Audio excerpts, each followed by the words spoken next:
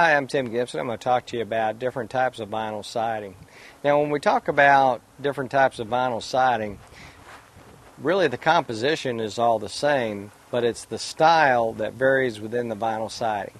So you can have a very basic vinyl siding that imitates a lap board, which is very clean lines and simply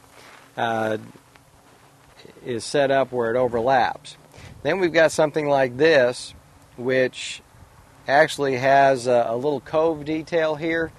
So it imitates a board that would be cut with a cove tongue and groove. So when you look at vinyl siding, you can get various textures as far as wood textures on there. You can get different type of shapes and profiles. So you can achieve some different looks depending on the type of vinyl siding that you choose.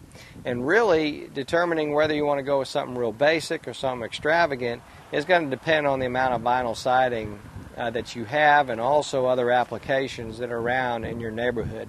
And it's usually a good idea to kind of stay, with certain norms as far as not using something that's completely unique in style, but not something that is, a cookie cutter type of profile that you see in your neighborhood. So when you're looking at the style and the shape and the profile of your vinyl siding, you want to choose something that gives you a little bit of accent, but also blends with the greater community.